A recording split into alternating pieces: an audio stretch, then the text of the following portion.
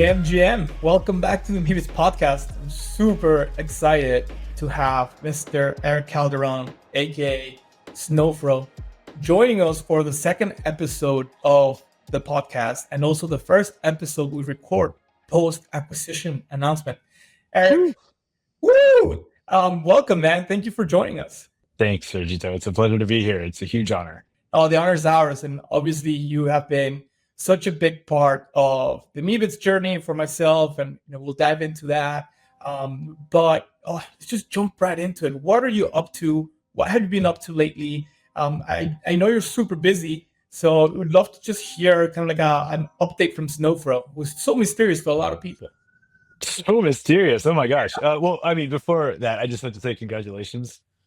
It was like the best news on my timeline in a really long time, and I don't think that this project could have landed in better hands. And just seriously, hands down, great job, great timing, I'm thrilled. I'm so thrilled for you to kind of be in control of this IP and see what you do with it and to be a part of this community. And I mean, just like the response already on Twitter has been so great, and there's all this crazy crap happening every day, and I see more Meebits on my timeline than ever, and it's just been great. So congrats. Thank you. What have I been doing? A lot of things. There's a lot of different ways I can take this, but I guess maybe let's zoom out a little bit. I think that, I've kind of said this publicly a lot. I think that the single greatest opportunity we have within crypto is to try to expand to a broader consumer audience, because I think the idea of owning something digital is really interesting, even to normies that don't understand crypto.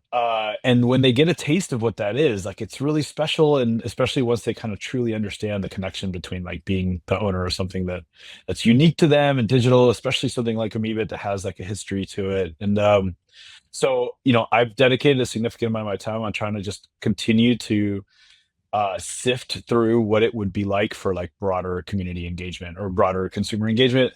And so, trying to think about that in terms of what Artblocks is doing. Obviously, Artblocks is kind of concentrated on a little bit more high value stuff, the curated stuff. We have the most awesome projects in the studio right now, but we're still working within our ecosystem, and our ecosystem is largely driven by what kind of profit can be made, and that's okay. Everybody has a place in this ecosystem, but it's not, while it would have been wonderful for the $200 million that went to Libra to be injected into the ecosystem, the art ecosystem or the generative art ecosystem as a more durable way of deploying capital, it's not the 100x or 1000x that you get. And so, within our ecosystem, I in my role as a founder, as an artist and a collector, we're fatigued, we're exhausted. We've spent all the money that we could have spent on art. I mean, not everybody, but in the majority of cases. And Twitter ends up being kind of just a big classifieds or advertising of hey, I've got a new drop, or there's this new protocol, or there's this new token. And so it's really hard, but I feel like this is what I need to be doing, which is trying to find ways to explore people to be interested in digital ownership. Full stop. It doesn't have to come with the complications of crypto. And so I focused a lot on Generative Goods, which is a subsidiary of Artblocks that I started, I guess it was 18 months ago, just trying to whittle that down and trying to refine the concept of digital ownership and what it means for someone to own something digital without having to jump through hurdles and understand everything about blockchain and crypto. And it's a great experience because it feels truly like a startup experience. I know Artblocks is a startup, but Artblocks kind of had its wild days, and it was working backwards as a startup, and in this case, it's have an idea, and then over the last 18 months, been whittling it down. And where I spend a lot of my time is actually being able to build with new tools. I use Cursor to write apps and databases and minting engines, and being able to just come up with ideas and execute them, which is, I think, as an entrepreneur and as a builder, I tweeted about this the other day. I just can't state this enough. Let's say, other than my family and my friends, Cursor is the single greatest gift that I've ever been given in my life. As a builder, there's no there's nothing more meaningful for me than being able to have an idea and a couple hours later have a working prototype and a few days later have like a fully functional product. And so I've been spending a lot of my time trying to figure out, okay, now that I can build whatever I want to build without having to like go through long processes or try to like get people excited from an engineering perspective about what I want to build, what does it look like when I can build it myself? And that's, I mean, everything from ideas that I can put together that can then be pitched to art blocks to potentially be integrated into what we're doing at art blocks. I created a Chromie Squiggle live stream 24/7. You go to YouTube, you search Chromie Squiggle. There's a live stream of a Chromie Squiggle. I change it every day. Created a new tab feature for the Chromie Squiggle. There's a Chromie Squiggle app on iOS that's still in test flight mode. Squiggle stickers, using my artwork as a conduit for trying to explore how to get stuff, how to get like our art and our culture into more homes. And so thinking about like the YouTube thing, just about every television that's been made since 2012 has YouTube built into it. Searching on a TV with a remote control is kind of a pain in the butt, but you type in CHRO and all of a sudden like the Chromie Squiggle appears. Like there's no faster way to be exposed to our ecosystem than something that's built into every television. And everybody has Chrome these days, and building a Chrome browser extension, kind of piggybacking on a lot of the collector focused features that Artblocks is building and trying to kind of propose new ideas, not as an idea, but actually as a functional prototype. And then applying a lot of that stuff to generative goods, which is a whole other thing that I'm like absolutely excited about. Just released a new website, generativegoods.com, with a bunch of new features, embedded wallets from Privy, no need to understand a blockchain to operate it. And so really everything I've done for the last 2 years, me personally, has been focused on trying to onboard a bigger consumer group outside of Web3. It's hard. I have not cracked that nut, but trying and continuing to push forward and not giving up, because I really don't think we're going to get anywhere if we're still just talking to the same 200, 300, 500 people every day. We're just not. Like, whether it's Meebits or anything else, like, we need to get the outside world to be like, oh, that's cool, and I can own it, and I can prove that I own it, and here's all the fun stuff that comes with provable ownership of a digital thing. That's amazing. I mean, if there's a conference, I'll be standing up clapping, because that's just so inspiring. You've always been such an inspiration to me, not just because, obviously the Mexican heritage, but just seeing you build through the bulls and the bears and the bullshit and everything. And it's, always, I think, your legacy is going to be very, very meaningful. And then thank you for giving us, so much detail as to, how you're really thinking about the world and Web3. I think what stood out to me from what you just said is that I think, 3 or 4 years ago, when we're all still in a little bubble, we're expecting people to just want to come in, right? And we're like, oh yeah, we'll just wait here and they're going to come. And like, yeah, why are people not coming? And now we realize, I just went through this experience. My previous startup, Pop, said, we're like, no, we have to go out there and like get on TikTok, get on Instagram, get on YouTube, and really tell the story well, because, there's a lot of value here, to your point, that really owning digital assets, but you got to tell a story. And I think, your personal story as an artist, collector, builder, coder, is going to help us a lot to be able to tell people, like, there's room for everybody here. Like, whatever hat you want to wear in the ecosystem, there's space for you. And I want to double down or double click, I guess, into one of those hats. And everybody knows you as, the art blocks, Chromie Squiggle guy.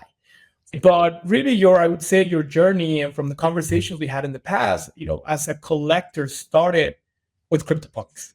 And I know it's been told many, many times of many in our new Meebits community, are coming fresh into the space that were not here 4 years ago. Walk me through your, finding punks, finding Larva Labs, and your initial steps into that world of digital asset collecting. Yeah, I mean, okay, so this all boils down to provable ownership of a digital asset. Like, the first time I got a taste of that, and I'm a technologist, so I understand, a lot of us are early adopters. We're going to have a different approach, a different view, a different amount of like validation and excitement around these things. But the first moment that I ever tasted being able to prove that I own something digital was, and continues 8 years later, to be completely mind-blowing and revolutionary as someone that's kind of grown up in the digital space. And so In 2017, I was browsing Reddit. I browsed Reddit every day for in the / ETH and ETH dev subreddits because I was learning Ethereum and kind of tinkering with it. And I saw a link pointing to this project called CryptoPunks, and I clicked it. And I panicked because at the time you had to sync your entire Ethereum wallet to be able to make a transaction. I was not aware of MetaMask if it was around. I don't know if it was around, and so and I was like 600,000 blocks behind on the Ethereum blockchain, and it's like watching the slowest thing, watching it kind of catch up because you're also looking at the punks grid and seeing, for example, when I started syncing the blockchain, there was still an ape available. And by the time that I finished syncing the blockchain, there wasn't an ape available, but there was a bunch of zombies still available. And I'm someone that's always collected comic cards and all the things that you can think of that you can collect. I'm a hoarder. I'm not just a collector. I'm a hoarder, and I'm all about kind of collecting full sets. When I read the write-up from Larva Labs, they specifically called out the zombie, the ape, and specifically the pipe alien, which I think to me is like the number one, like most quintessential CryptoPunk, specifically because they called it out as kind of like talking about, these features. And so I saw that there was a bunch of zombies available, and I was like, okay, well, I mean, I guess maybe I could just claim one and let other people have them. But I knew that if I did that, the next person would come and claim all of them as well. So I claimed a bunch of zombies, zero expectation of anything. I mean, at this point, this is like really early days. Like this could have easily been a scam. And I could have easily burnt a bunch of ETH in claiming. It even felt crazy that I spent, I think, a total of $34 on gas to claim all these things. And I was like, man, I'm just like I don't have that money to just blow on, but I was so excited about the technology. And punks is what brought me onto Discord. Back then I was deeply like kind of figuring out crypto in general. I was like understanding all the altcoins. I was writing scripts for people to host master nodes on Pivx and all of those like early shitcoins. I shouldn't call them shitcoins. I mean, they are part of like this whole journey of understanding digital ownership. And yeah, like I joined the CryptoPunks Discord and people were talking about art. I mean, I don't know that everybody saw it as art the way I did. I saw it as art because I had been a generative artist for a really long time, making art with code. And I saw this as just another iteration of kind of producing things where, you didn't draw every single pixel. It was combined by the algorithm. And people were talking about it. And then all of a sudden people started like saying, well, like I'll pay you $50 for this thing. I was like, wait, what? Like you want to pay for this thing? It was free. I didn't get it. Like I just didn't get it. It didn't click. I remember accepting my first offer on a zombie literally because I was like, there's no way this is actually going to work. Like there's no way that I'm going to say yes and like someone's actually going to like money is going to be deposited in my account. But sure enough, it did. And the rest is history. I spent a lot. I actually sold a decent amount of zombies to pay for initial work for art blocks because in the moment of claiming my CryptoPunks is the moment that I came up with the concept of art blocks, literally based on the selfishness of claiming every zombie, thinking, well, I know the blockchain can provide entropy. Can there be a system where there's a body of work, but instead of me picking the one I want, it's randomly selected for me? And at that moment, I came up with the concept of art blocks. A few months later, I was talking to some really brilliant engineers on kind of helping me build out art blocks. And I was using zombie CryptoPunk funds at $100, $200, $300 a piece to pay the devs. And in some cases, when I owed them money, I would say, look, I have to accept this offer for this punk to pay you. It's $200, but like, I'm pretty sure you can sell this if you wanted to for $500. Why don't you let me just pay you with this punk? And they'd be like, no, like we're running a business. Like we need, and I totally respect that, but it's just wild to look back at those moments and just realize, kind of what was happening. And yeah, everything has been all about digital ownership, generative art, digital art, literally living and breathing it and sleeping it every single day since June 2017. And here we are today in 2025. And the histories are insane, and but still just as excited, maybe more excited than I've ever been about the technology and trying to figure out what it means for the rest of the world. There's so much there that I want to just ask you about and try to hopefully tie it back to Meebits. Every time you and I talk, I don't know, it makes my life much better. So I'm hoping that we can pass that on to whoever's going to watch this episode. Let's go back to 2017, June. You find the Reddit. You read what Matt and John wrote and what people were commenting. And I think that's so key. A lot of new entrants never take the time or the opportunity to go back and just kind of like read what was out there when, what the genesis of the space is. And then you decided to just go and try things, right? You went and, like, to your point, like maybe you got rocked, but you tried things. And I feel like, now tying it back to Meebits, and we just had Mine and John, like I said, on the podcast, they're talking about Meebits being like little software that they want to see collectors play with. And that just kind of like putting those things together, you obviously then go and build art blocks, which completely change the art world and the digital art world. And obviously there's a big connection there. Tell me more a little bit about that early art blocks period when now you bring this project to life.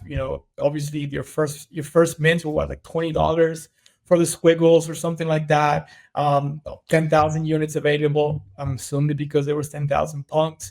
But how was it now going from collector to, let's call it, you were a creator before, but creator of this new project? Well, I mean, I speak it with a tremendous amount of empathy of the incredible human beings that are on Twitter today that are looking to find a way to get into Web3 as their profession, right? Like I remember in the period between 2017 and 2020, I was like, man, I want this to be my life. I want to do this full time. I have this ceramic tile business. It's a family business. I have a bunch of employees there, and it wasn't really like feasible to be like, peace out. I'm gonna go play with JPEGs.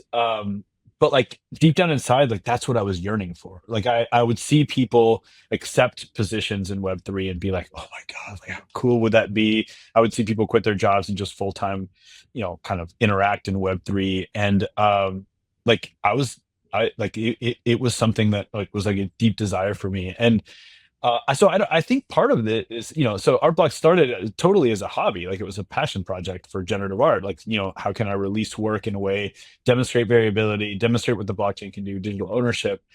But, deep down inside, I think it was also just like, okay, like people start businesses for different reasons. And like, I think this one, even though it was totally a hobby and just like a little project, it's also like, well, maybe this was going to be just like one foot deeper into crypto. I did not expect remotely what happened after that. Oftentimes I regret it because it's been an absolutely insane ride. And what gets me through it is the people that, reach out, or especially back then. Obviously right now it's a little bit less, but like people would reach out daily, artists and collectors would be like, this has changed my life. And not just financially, like this has changed my life. It's given me something to be excited about. It's given me something to kind of like dive into and like deeply align with. And I think, everything else aside, I think that's actually what pushed me through like some of the roughest times. Because 2020 and 2021, I think in 2022, I think people look at it as like these glorious days. I think they were glorious for a lot of people, but they weren't glorious for me and the Art Blocks team. It was a shit show. I mean, it was just the hardest. The amount of pressure and the amount of like, it was just insane. We've come a long way since then. And today I feel like we're still trying to understand kind of what digital ownership means for everybody. But those early days were just, they were just insane. And I know you give like a lot, because I remember hearing the story that you actually gifted punks as like wedding presents to some of your friends, and I think Christmas bonuses to early Art Blocks employees, which is just amazing. Passion project that stood out to me. Art Blocks was a passion project. CryptoPunk's passion project. Meebits passion project. The Meebit company for us, on the team, absolute passion project. And you can tell. That kind of like echo and parallel experience. I never imagined, 4 years ago I was trading, ETFs and structured products on a trading desk in New York, and now we're leading this like brand of voxel avatars, which is just making me so happy. But take me back to those dark days first, right? Like I think that what happened to Meebits is that they also got caught in that kind of, we had this incredible run in 21 where things went from nothing to a lot. And then a lot of people came in, not really because they wanted to own digital assets, but they came in because they wanted to make money. And that left a lot of, bad taste in people's mouths, a lot of back holders. Everybody got hurt. I mean, I have, a lot of pieces that I love that I probably paid a little bit too much for them. And I think Meebits at that time kind kind of got caught up in that. So from your perspective, having one of the big brands from those, good times and then through the bust, let's call it, how do you personally, see us getting out of this, this darker ages that we had, call it late 22, 23, and into the future that you see where, a lot more people around the world not just want to make money from it, but really want to experience and enjoy, what it is to own your digital assets? Yeah, I mean, it's okay if you want to make money on it. I think the difference is the time horizon in which that can happen, right? Like it's crazy to ask someone to buy something and know that it's going to go to zero. However, people buy stuff that's going to go to zero all the time, whether it's a poster at IKEA. There's no way in the world you will ever be able to resell. As it gets more and more expensive, it's more and more important that people at least retain their value or retain some sense of value for the things that they buy. And I think those dark times were dark for a lot of different reasons, but for me they were really dark because it was a bunch of people like during the peak mania telling me what I should do. Like, oh, Art Blocks, you need to launch a token, like, because we spent all this money and we deserve this token, or you need to do this way. Like, we were just trying to figure it out. There was I think I feel strongly that there was a period of absolute period of plausible deniability where like people had no idea what they were getting themselves into. And like I said, I've often regretted having started Art Blocks. But that changed over time. But what didn't change was the intent that people had behind the projects. Like, people saw an opportunity to make money. They saw a very like rabid audience excited to like make money and took advantage of that. And I think that's something that's like really painful. And that's what we need to get past. We talk about like bringing new people in. Well, the number one easiest way in the world to get people to come into something is to show them that they can make money. And it's diminishing returns, obviously, as more and more people come in. And that's with any project. And that's not just money, it's also culture. There's that it's one of my favorite articles of all time. It's called like On Mops and Sociopaths. I forgot what the name of the article is, but it's literally like, I would read that and be like, okay, yeah, this is exactly what happened to punks. This is exactly what happened to Art Blocks. Like, it just the narrative changes, and it changes from the original intent. Like I said, at that point, we didn't know what we were getting ourselves into. We were just kind of figuring it out as we went.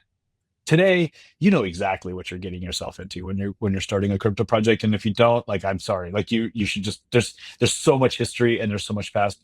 One of my favorite moments over the course of the last few years was like a 2-mile walk I took with Matt from Larva Labs, where I kind of had this moment where I was like, look, there's not that many people. Like, I would say that the guys from Yuga probably had this experience. There's not that many people on Earth that had that, like, just completely like life turning upside down experience that Matt and John went through with CryptoPunks, and Yuga Labs went through with Bored Apes, and that we went through with Art Blocks. And to me, that like there's a bonding there that like I don't, you can't fabricate that. And it's weird because it's like these are your dream projects, these ideas to like get things into people's hands, and sometimes it can kind of blow up in your face. That said, this is, I think, where it really kind of ties into Meebits. Like, punks got really expensive and really valuable. The Chromie Squiggle was $20. It was meant to be accessible to anybody in the world. It was $20 partly because if you make something free in crypto, people will bot the crap out of it. So like, it has to have some value to it so that it doesn't just completely get destroyed. I also didn't expect that we would even sell 10,000 of them, because I didn't have that big of there just wasn't that many people in Web3 at the time. Everybody in the world that can't afford to have a punk, especially when prices are kind of where they are now, which is insane to say because it's still a ton of money. $100,000 should still have a punk, but like, that's just not going to onboard people, right? And so having this is so critical. It's like what I'm doing with generative goods. It's, once again, I have a $5, $10, $20 thing to give the world. And the world of speculation in this ecosystem has subsided to where I can actually have a product, establish a long-term plan for a product without an expectation that someone's going to come and like mint it all out, because that's just not where the market is right now. Put a little slice of my IP into it. Like the new generative goods project Micro has hypers and double hypers, just a little bit of but it's not like art by SnowFro. It's like, it's concepts, it's designed by SnowFro. But the idea is that you have the opportunity to have a lower risk entry point for people. And that lower risk entry point exists in like, for example, in Tezos and Solana on base, starting at $1, maybe even less, right? And then going all the way up to whatever. And then now you have the Meebits, which, up until the announcement, were, I mean, it's still over $1,000, but like was a really, really great entry point for like one of the most iconic IPs that exists, in my opinion, in the world. But obviously, I'm in this echo chamber, so in Web3 might be like a more appropriate way to look at it.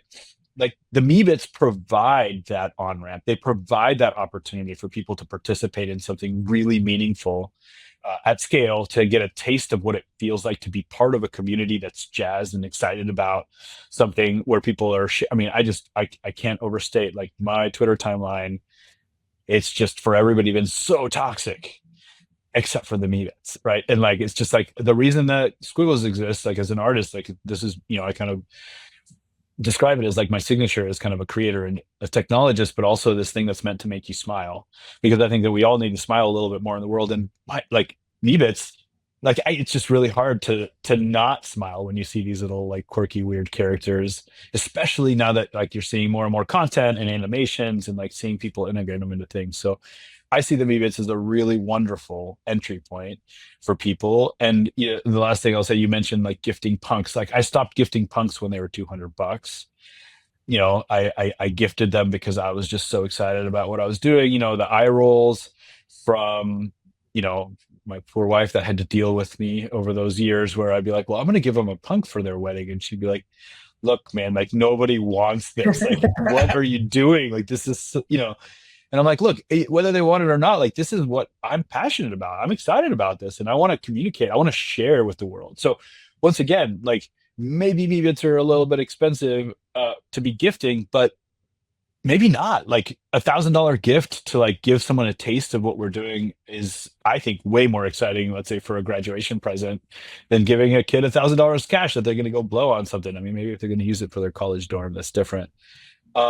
Giving someone that identity, part of a community, such a clean and like open-hearted community, as opposed, a lot of communities in Web3 are a little bit intense and hardcore.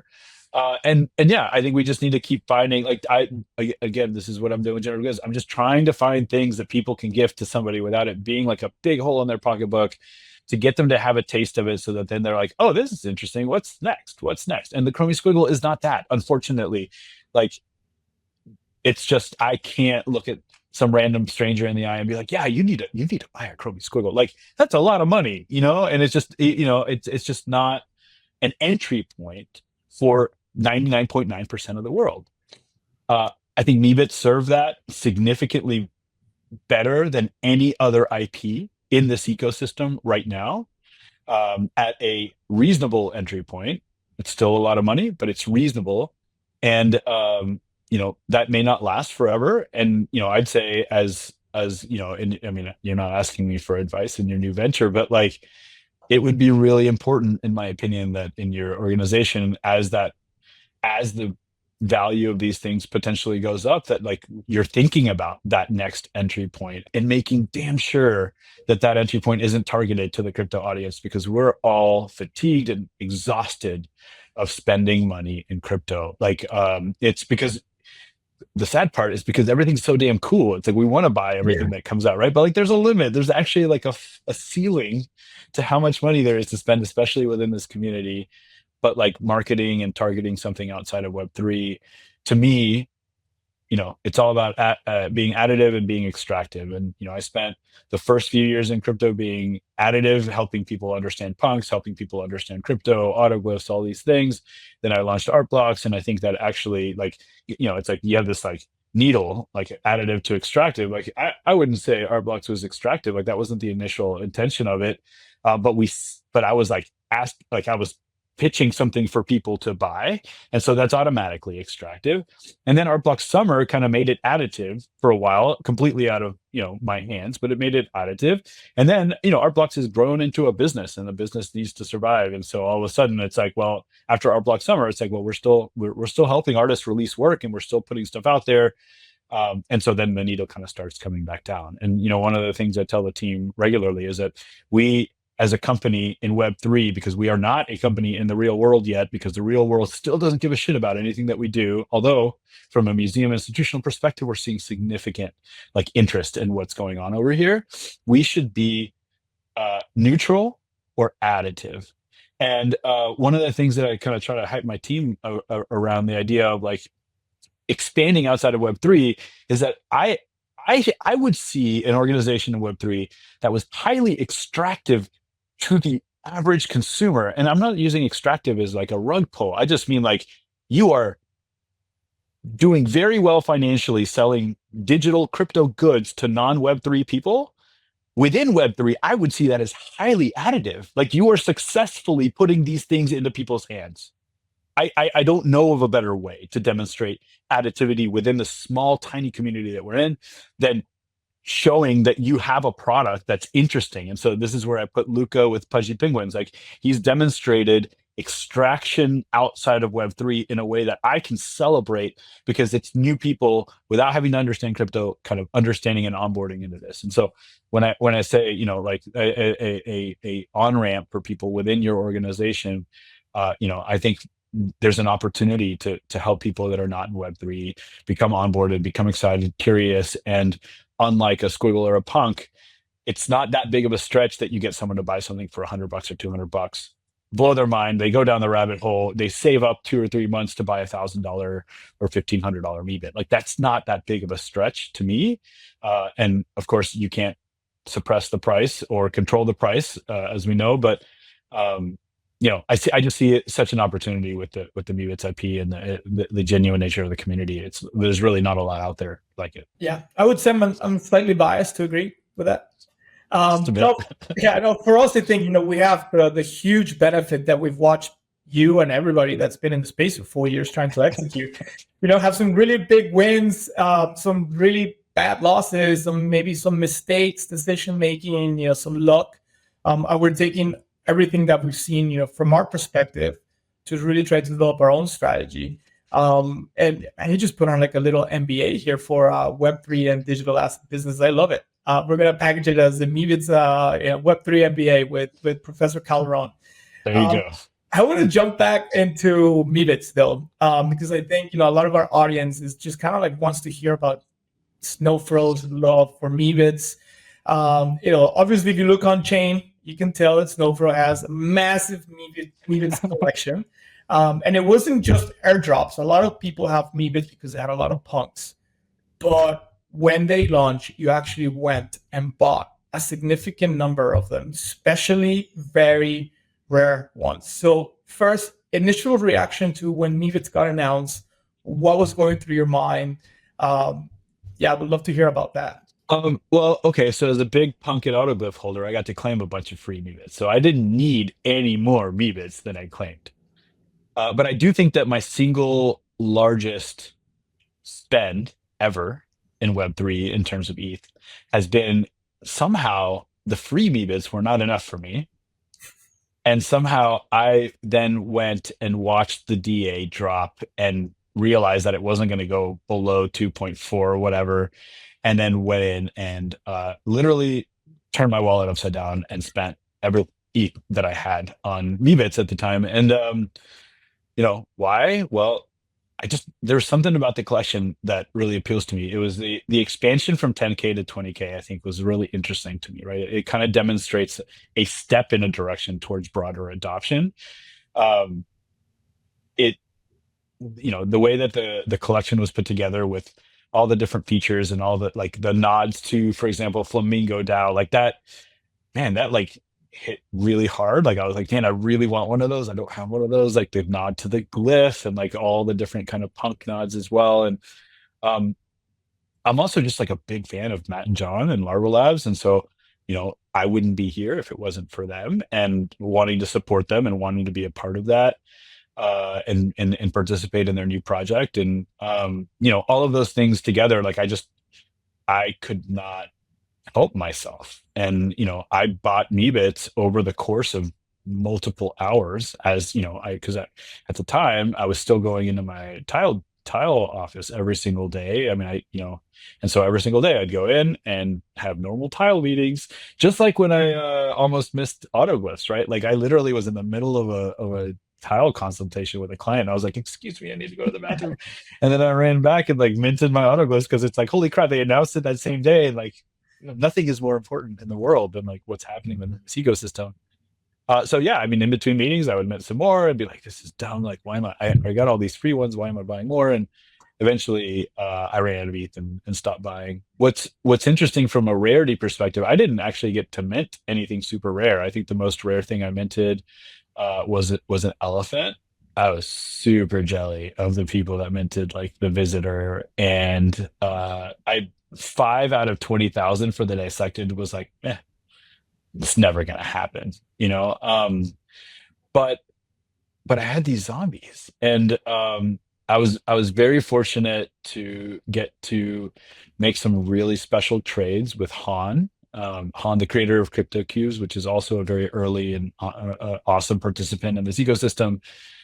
And I mean, value-wise, they were definitely fair at the time. Like, some of them we added a little bit of ETH back and forth.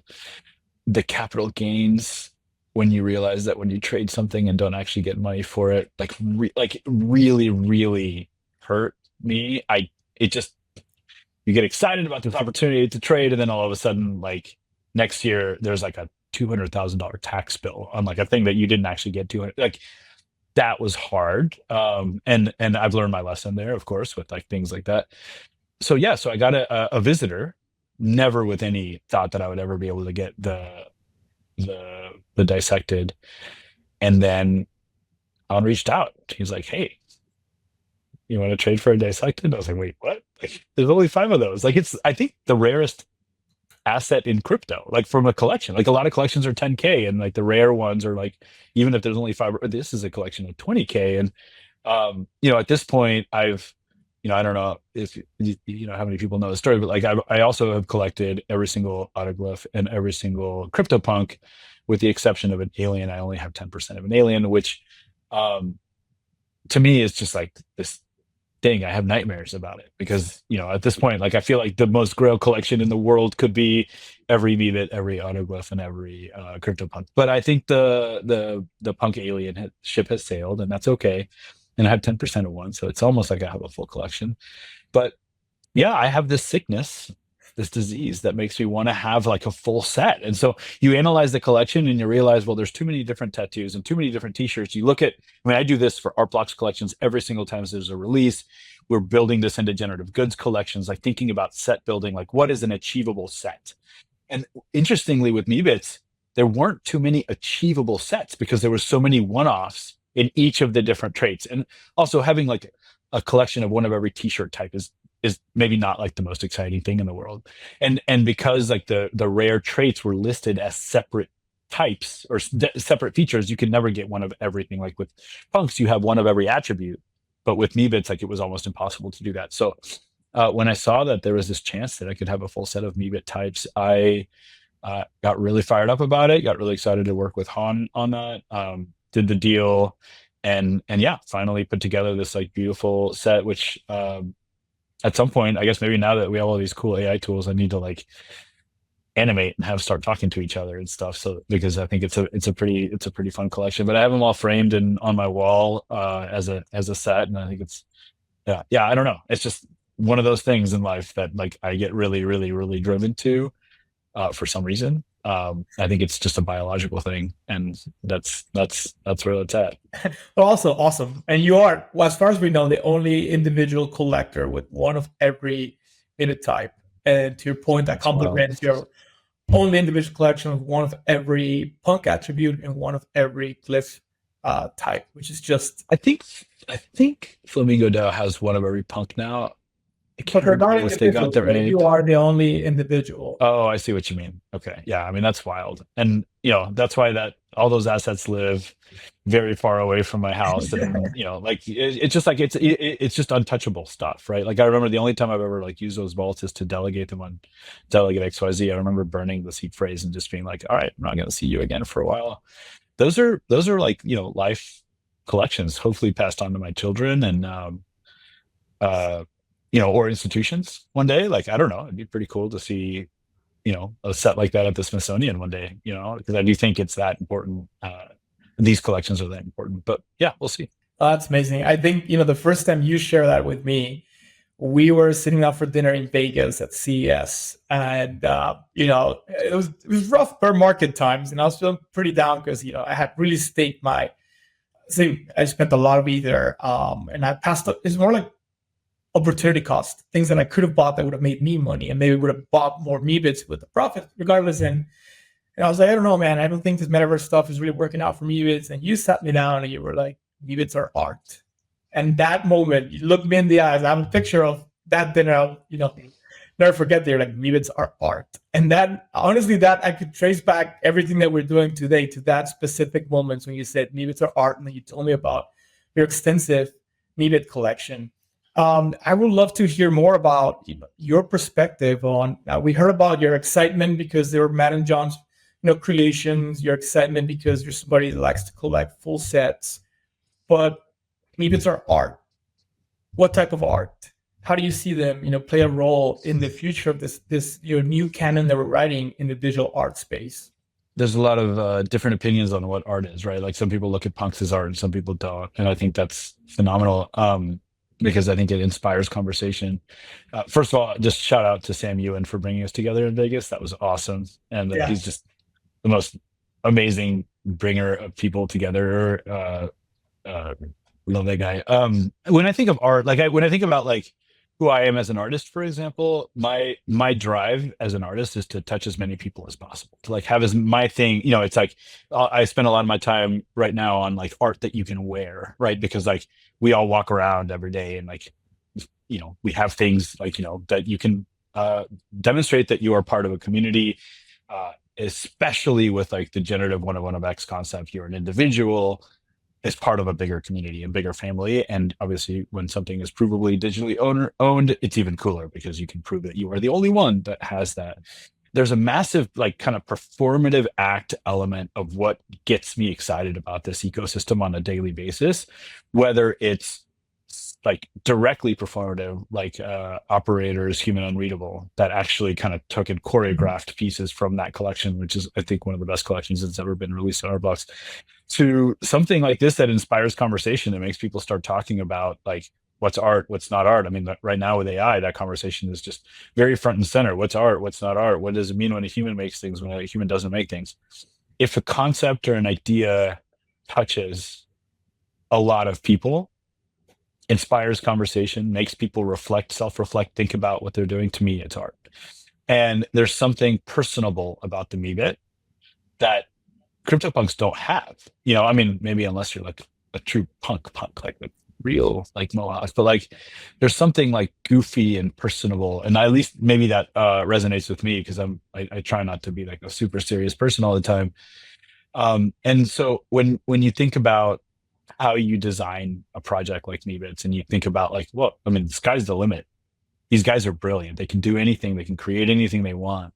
And, I say this about punks all the time, but like, Laurel Labs manages somehow to pack a tremendous amount of character into very simple objects. And that's art, when I think about the Chromie Squiggle, it was originally a proof of concept for art blocks. I've been making digital art for a really long time, but I didn't originally create it as like an artwork. But what it came out as was packing a tremendous amount of character into a very simple object, a very simple, highly recognizable object. And to this day, like, if you see a squiggly line, a lot of people, they'll text me and be like, hey, look, someone stole your logo, kind of ha ha ha. I'm like, well, no, I didn't invent the squiggle. I didn't invent like a squiggly line, but like it has become a recognizable object. And so punks very effectively did that. Ringers very effectively, like recognizable object, right? Meebits fall within that. And I think that's art. I think being able to create something that can be so packed full of character in large editions, right? Like, I mean, it's hard because, I worked with a gallerist that would be like, how many SnowFros are there? And I'm like, oh, like 20 something thousand. And then I released like the Heart and Craft project with Jordan, and it's like, well, like 50 something thousand. And, that seemed to be something that would affect how people thought about like scarcity and thought about, all right, oh, is that going to affect, is art and craft going to affect the Chromie Squiggle price, etc. The reality is that my goal in life is to get as many of my artworks into as many people's hands as possible so that I can have an impact on as many people's lives as I possibly can. And, the deliberate act of expanding Punk's 10K into 20K with Meebits, building all of the concepts from whether it's going to be 3D printed to like, the provable ownership on the Meebits website to show that you own it. And then all the different assets that you get because you prove that you own it. Like, to me, there's something highly elevated in that. And I think that's something that, we see in a lot of the more iconic art box collections and a lot of the iconic, like, digital art pieces in this collection, things that stand out and differentiate themselves from everything else. And, I haven't seen another collection that I accidentally mistook for Meebits. Punks, obviously there's been a million derivatives, but there's only one Punks. And I think that's art. And I'm happy to engage in conversation with people that think that it's not, and I respect everybody's opinion.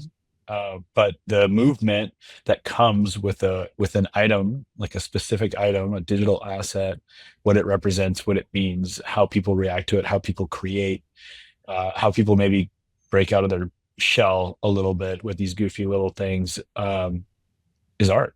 And we need more of that. We need more things that let people kind of be themselves and express themselves as individuals within a broader family.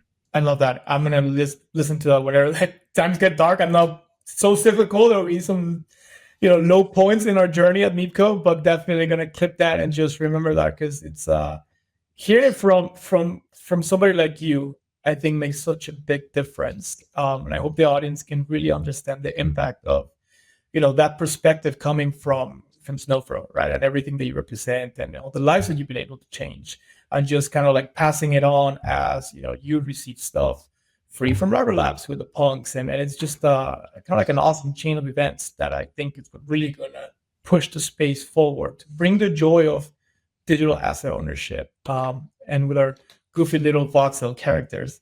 I know we're getting here close to the top of the hour, so I want to be super efficient with our time for the last few minutes. Do you have a favorite Meebit from your collection? From my collection, I love the Dissected. I really, really love the Dissected. It stood out from the very beginning, not because of the rarity as much as just like it's clear and you see the inside and the guts, and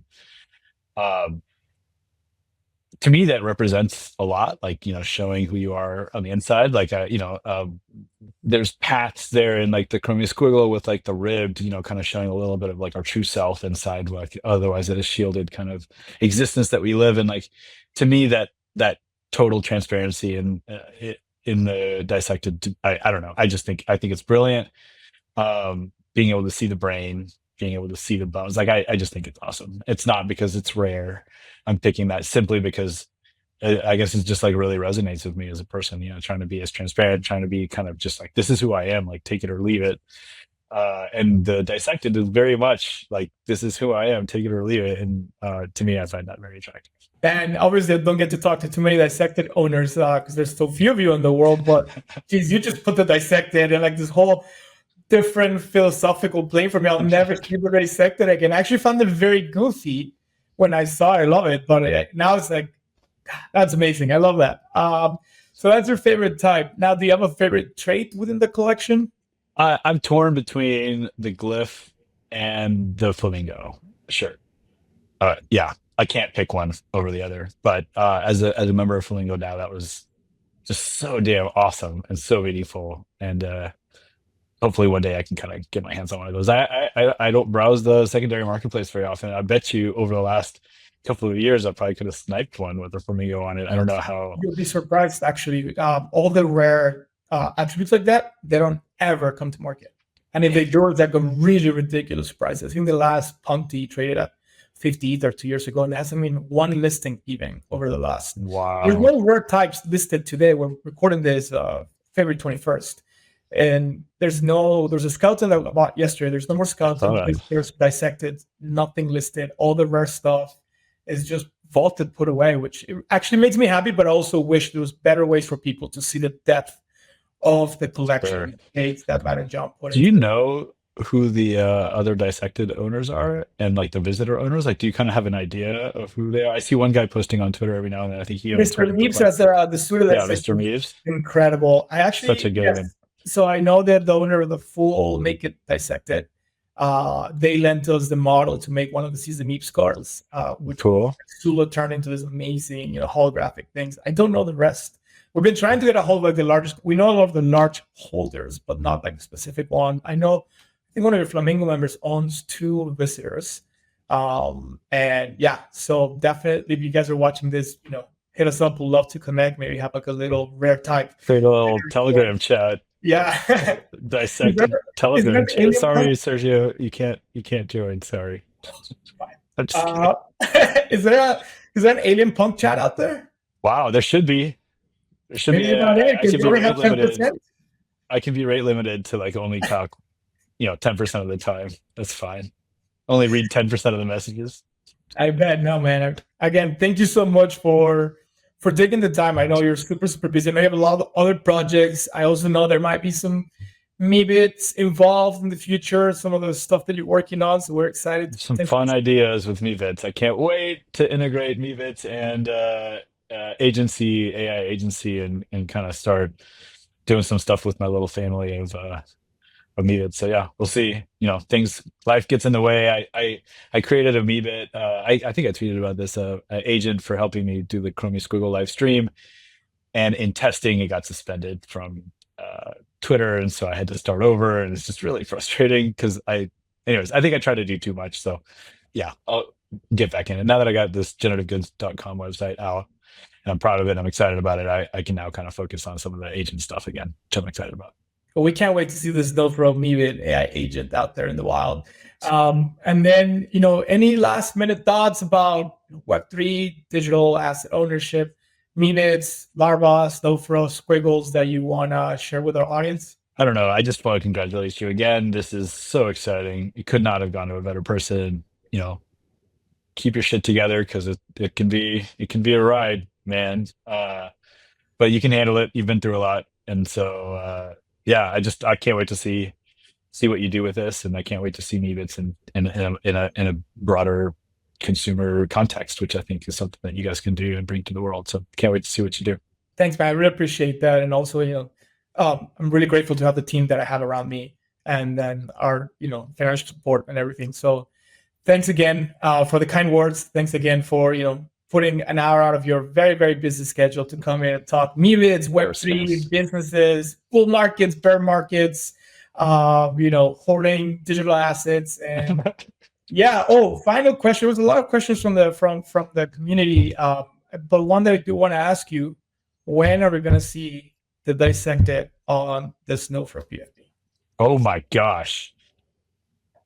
What needs to happen? What needs to That's happen? a hard question because that PFP hasn't changed in a really, really long time. So I don't know. I might need to just inquire in Twitter because I think, don't you lose your like verified thing? It's for a day. It's like for a day. Okay, because scams aren't as bad, but there was a time a couple of years ago where I thought about changing it, and I was like, oh man, like I mean, it was just like scams a day, and so I don't know. I'll have to do it. What are we gonna say? Meebit Mondays? Is it gonna be Meebit Mondays? Or it can be whatever day of the week you want. If you're gonna change your PFP to the dissected or one of your hundreds of Meebits that you own. Yeah, I think they could be. The community went crazy when you joined the little upside down feet train that they got going. There was a lot of discussion. That was a cool train, I have to say. And I don't know what brought me to putting it in black and white, but it looks cool in black and white. Incredible. Man, I was excited about it. Yeah.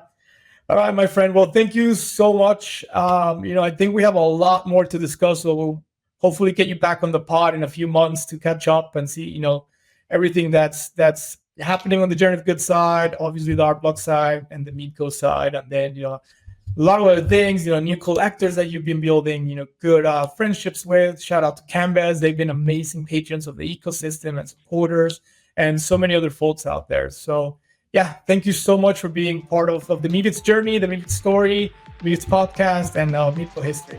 Thanks, man. And congratulations again. And I can't wait to come talk to you again in a little bit. Thanks, man.